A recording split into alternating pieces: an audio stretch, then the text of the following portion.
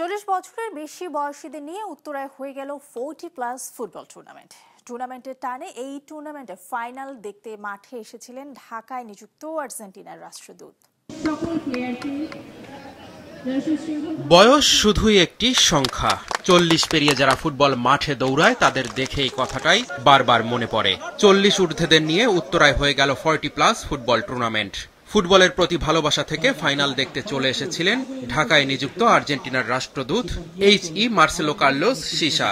You are also enjoying football, that you are gathering, and not only young people but people that are seniors and keep training and doing the effort and meet as friends and enjoy football. For me is great.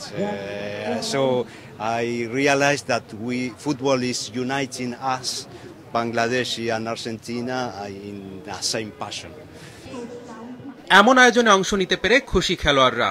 এই টুর্নামেন্টটার সবচেয়ে বড় জিনিস হলো এই বয়সে আমরা যারা খেলাধুলা করি তারা সবচেয়ে হলো স্বাস্থ্যর দিকে নিজেদেরকে মনোযোগ নেওয়া। 40+ যারা বয়স ঊর্ধ্ব আছে তারা যেন একসাথে খেলে শরীর চর্চাটাকে সুন্দর রাখতে পারি, শরীরটাকে ভালো রাখতে পারি, এইটা আমাদের মূল উদ্দেশ্য আর কি। বয়স থেমে না থাকলেও জীবনের খেলায় জয়ী হতে পারে যে কেউ, শুধু দরকার একটু সাহস। এই খেলোয়াড়দের দেখে অনুপ্রাণিত সব বয়সের মানুষ। খুব ভালো লাগছে, স্পেশালি বিকজ আমার আব্বুর ফ্রেন্ডরা খেলতেছে, তো আমি এটা সেকেন্ড টাইম দেখতেছি। এই খেলাটা আগের বছর হয়েছিল। আমি অনেক ইন্সপায়ার্ড যে এত পুরা বয়সে তারপর খেলতে পারছে। আমার বাবার উপর আমার পুরো বিশ্বাস আছে যে আমার বাবা জিততে পারবে। মাঠে এসে খেলার দেখতে অনেক ভালো লাগছে এবং আমি আমার বাবার দল সাপোর্ট করি। আমার হাজবেন্ড হলো পদ্মাতে, কিন্তু আমি সাপোর্ট করছি যমুনার।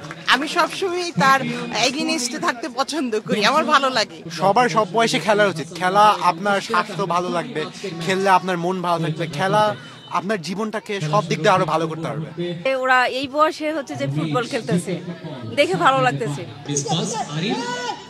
40-এর পর নিয়মিত শরীর চর্চা যেমন প্রয়োজন, তেমনি মানসিক স্বাস্থ্য ঠিক রাখতে খেলাধুলার বিকল্প নেই। আয়োজকরা প্রতি বছর এমন টুর্নামেন্ট করতে চান।